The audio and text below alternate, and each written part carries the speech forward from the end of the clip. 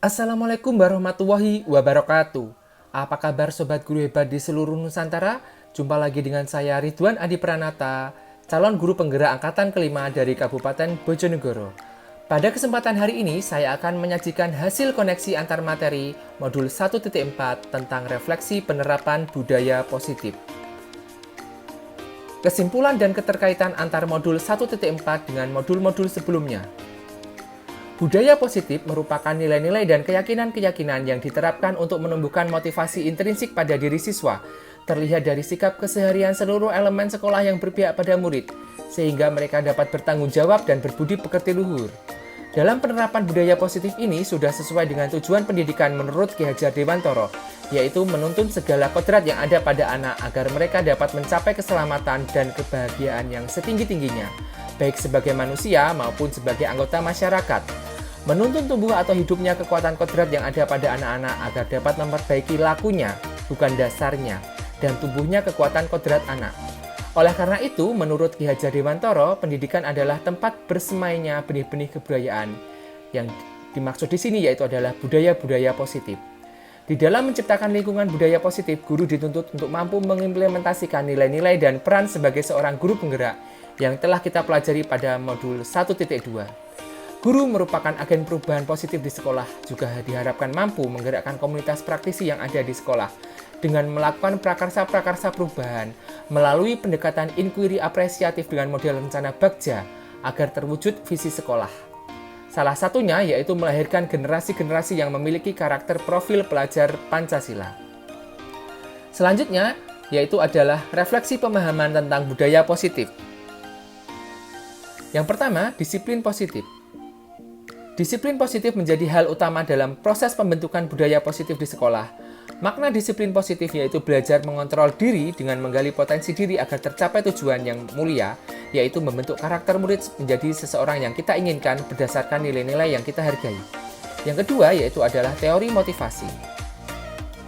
Dalam memotivasi perilaku murid sesuai dengan apa yang kita inginkan, ada 3 hal menurut dosen. Untuk menghindari hukuman, untuk mendapatkan imbalan atau penghargaan, dan yang terakhir yaitu adalah untuk menghargai diri. Posisi kontrol guru.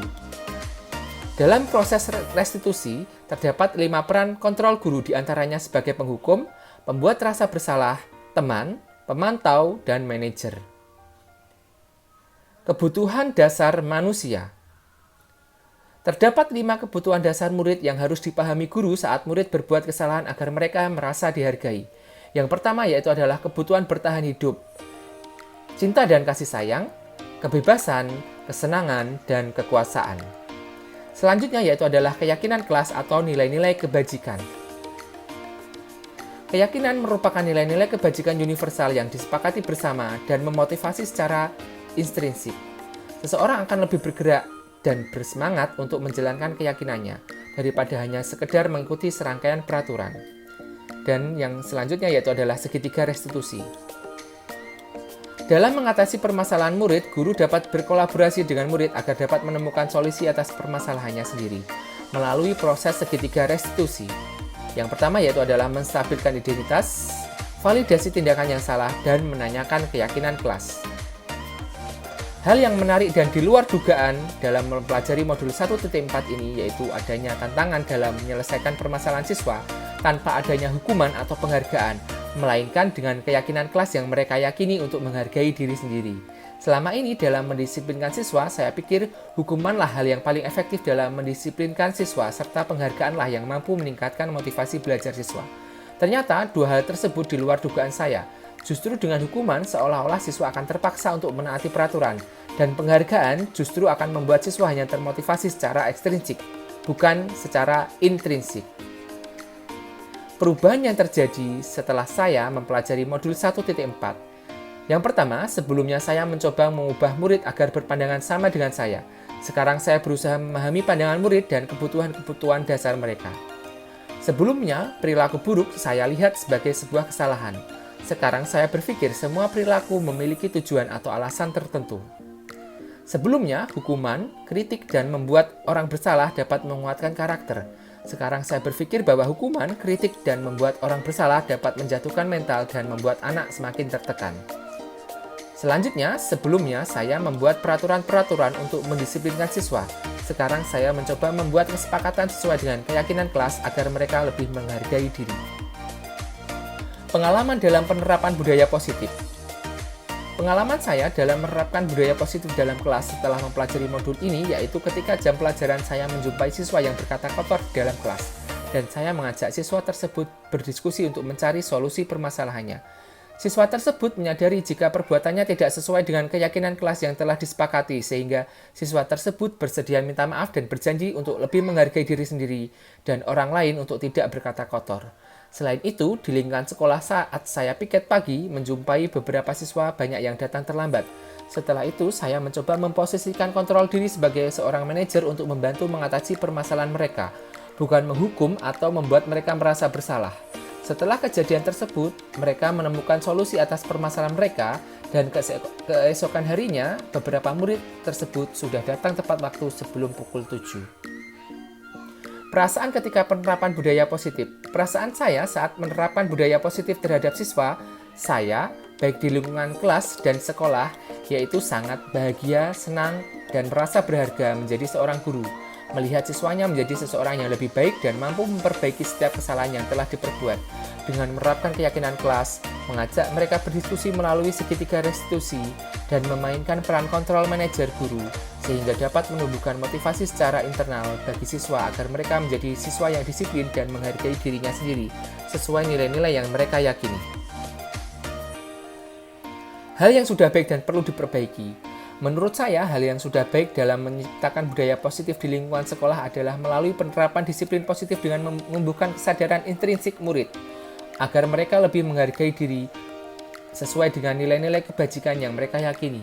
Dengan menanyakan keyakinan kelas dan memposisikan posisi kontrol guru sebagai seorang manajer serta menerapkan segitiga restitusi, membuat siswa semakin sadar untuk memperbaiki kesalahannya, sehingga menjadi pribadi yang lebih baik. Hal yang perlu diperbaiki dari diri sendiri yaitu adalah merubah pemikiran negatif terhadap perilaku murid yang bersalah, karena setiap perilaku murid merupakan suatu upaya untuk memenuhi kebutuhan dasar mereka. Posisi kontrol yang sering saya gunakan. Sebelum mempelajari modul 1.4 ini, dalam menerapkan disiplin positif, saya lebih sering memposisikan kontrol guru sebagai penghukum. Karena saya berpikir sebelumnya dengan hukuman, maka akan membuat siswa yang melanggar peraturan akan jera. Waktu itu, perasaan saya kurang puas karena dengan treatment yang saya berikan hanya berlaku sementara, karena belum tumbuh kesadaran dari dalam diri mereka masing-masing. Setelah saya mempelajari modul 1.4 ini, saya mulai mencoba menggeser peran kontrol saya sebagai seorang manajer dengan menumbuhkan kesadaran siswa secara intrinsik untuk berperilaku sesuai nilai-nilai kebajikan yang mereka yakini dan fokus mengajak murid berdiskusi untuk mencari solusi atas permasalahan yang sedang dihadapi. Tentunya saya sekarang merasa bangga dan senang dengan kesadaran diri murid kami untuk menjadi lebih baik dan disiplin. Selanjutnya yaitu adalah penerapan segitiga restitusi.